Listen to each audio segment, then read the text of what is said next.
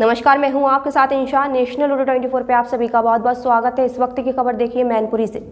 मैनपुरी में बसपा सुप्रीमो मायावती ने जनसभा को किया संबोधित। जनपद में बसपा सुप्रीमो मायावती ने जनसभा को संबोधित करते हुए कहा कि पार्टी अकेले ही दम पर चुनाव लड़ रही है। समाजवादी पार्टी के गढ़ कहे जाने वाले मैनपुरी में बसपा सुप्रीमो मायावती ने भाजपा कांग्रेस को भी आड़े हाथों लिया। दोनों ही दलों पर जमकर निशाना साधा तो वहीं कहा कि सपा ने भी आहत करने का काम किया है। कार्यकर्ता जी जान से लगे हुए हैं। उन्होंने कहा कि मैनपुरी, एटा और फिरोजाबाद के प्रत्याशी किसी को जिताने या हराने के लिए नहीं, खुद जीतने के लिए मैदान में हैं। मैनपुरी में सपा और भाजपा दूसरे और तीसरे नंबर पर जा सकती है। बसपा सुप्रीमो ने भीड़ देखकर कहा कि पूरा भरोसा है कि बसपा का परिणाम बेहतर होगा। कांग्रेस पर निशाना साधते हुए मायावती ने कहा कि कांग्रेस की गलत नीतियों के कारण केंद्र और राज्य से हाथ धोना पड़ा। कथनी और करनी में भी अंतर होता है। भाजपा केंद्र में वापस नहीं आएगी। भाजपा ईवीएम में गड़बड़ी करती है। उन्होंने कहा कि भाजपा की जुमलेबाजी, नाटकबाजी काम में आने वाली नहीं है।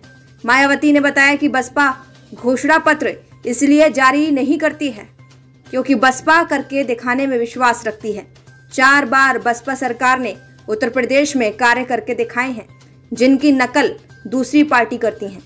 और क्या कहा, देखिए खास रिपोर्ट आमिर अली के साथ। अभी तक पूरा नहीं भरा गया है। विशेषकर SC व ST वर्गों के सरकारी कर्मचारियों का पदोन्नति में आरक्षण भी अब काफी हद तक और भागहीन ही बना दिया गया है। और इससे भी ज्यादा दुख की बात यह है कि जब आपके उत्तर प्रदेश में समाजवादी पार्टी की सरकार थी तो इस सरकार ने तो इन वर्गों के कर्मचारियों का पदोन्नति में आरक्षण ही बिल्कुल खत्म कर दिया था। साथ ही केंद्र व राज्यों में भी विरोधी पार्टियों की रही सरकारों में इन सभी वर्गों को प्राइवेट सेक्टर में आरक्षण दिए जाने की व्यवस्था किए बिना ही इनकी सरकारों के ज्यादातर सरकारी कार्य अब प्राइवेट सेक्टर के जरिए ही इनके बड़े बड़े पूंजीपतियों व धनाश्रितों आदि को ही दिए जाने के कारण अब इनको पूरे देश में आरक्षण का बहुत कम ही लाभ मिल पा रहा है। इसी प्रकार इनका अन्य और मामलों में भी शोषण व उत्पीड़न आदि होना अभी तक भी बंद नहीं हुआ है। इसके साथ साथ मुस्लिम व अन्य धार्मिक अल्पसंख्यक समाज के लोगों की भी हालत हर स्तर पर यह काफी ज्यादा खराब व दयनीय बनी हुई है, जिसका काफी कुछ खुलासा बहुत पहले ही सच्चर कमेटी की रिपोर्ट में भी किया गया है। इतना ही नहीं बल्कि पिछले कुछ वर्षों से केंद्र व अधिकांश राज्यों में भी बीजेपी व RSS की सरकारों के चलते हुए अब इनका विकास एवं उत्थान आदि होना भी काफी हद तक बंद सा हो गया है। आए दिन इन पर खासकर हिंदुत्व की आड़ में हो रही जनजाति भी या काफी ज्यादा चरम सीमा पर पहुंच चुकी है। इनके साथ साथ अपर कास्ट समाज में से विशेषकर गरीब लोगों की भी हालत हमें कोई खास अच्छी नजर नहीं आती है। इनकी गलत कृषि नीतियों के कारण किसान वर्ग भी आए दिन आंदोलित ही रहता है। साथ ही इनकी गलत आर्थिक नीतियों की वजह से देश की अर्थव्यवस्था पर भी इसका काफी बुरा प्रभाव पड़ रहा है, जिससे यह विशेषकर छोटे एवं मध्यम वर्गीय व्यापारी वर्ग भी काफी ज्यादा दुखी व परेशान है। और अब केंद्र में पूर्व की रही सरकारों की तरह ही वर्तमान भाजपा सरकार में भी यहाँ पूरे देश में गरीबी, बेरोजगारी एवं महंगाई आदि भी लगातार काफी ज्यादा बढ़ रही है। देश में हर स्तर पर फैला भ्रष्टाचार भी अभी तक खत्म नहीं हुआ है। साथ ही अपने देश की सीमाएं भी अभी तक पूरे तौर से सुरक्षित नहीं हैं। ये भी बड़ी चिंता की बात है। ऐसे में अब आप लोगों को देश में हो रहे लोकसभा आम चुनाव में कांग्रेस, बीजेपी व इनकी सहयोगी पार्टियों को भी केंद्र की सत्ता में आने से जरूर रोकना है। जिनकी गलत नीतियों व गलत कार्य प्रणाली आदि को आप लोग काफी हद तक आजमा भी चुके हैं।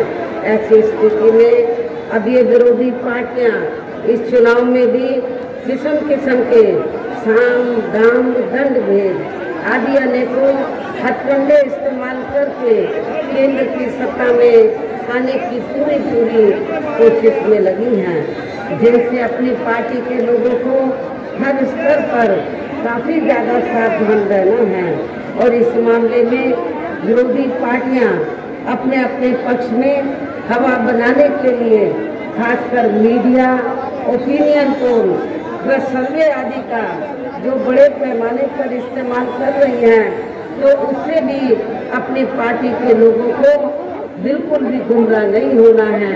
इसके साथ ही विरोधी पार्टियों के विभिन्न रूपों में जारी किए गए इनके हवाई व प्रलोभन भरे चुनावी घोषणा पत्रों एवं वायदों आदि के बहकावे में भी अपनी पार्टी के लोगों को कतई भी नहीं आना है, जिन्हें ये पार्टियां चुनाव खत्म होने के बाद ज्यादातर अमल में नहीं लाती हैं और अब जिन पर से देश की जनता का अधिकांश विश्वास ही उठ गया है।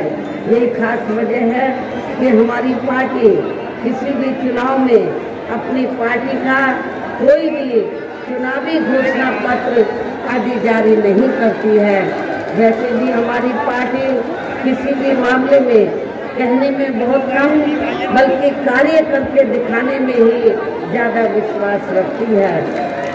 और इस बात का सबसे बड़ा सबूत ये है कि उत्तर प्रदेश में 4 बार हमारी पार्टी के नेतृत्व में रही सरकार ने चुनाव में अपनी पार्टी के बिना कोई जारी किए गए चुनावी घोषणा पत्र के ही प्रदेश व आम जनहित में काफी कुछ ऐतिहासिक कार्य करके दिखाए हैं, जिनके अब देश में अधिकांश पार्टियों की सरकारें काफी नकल भी कर रही हैं। जबकि इस मामले में हमारी पार्टी का ये कहना है कि यदि इन पार्टियों के स्थान पर केंद्र में हमें अपनी पार्टी की सरकार बनाने का मौका मिलता है, तो तब फिर हमारी पार्टी की बनी सरकार केंद्र में जहां अब तक रही सभी विरोधी पार्टियों की सरकारों की तरह केवल हवाई व कागजी कार्य आदि नहीं करेगी,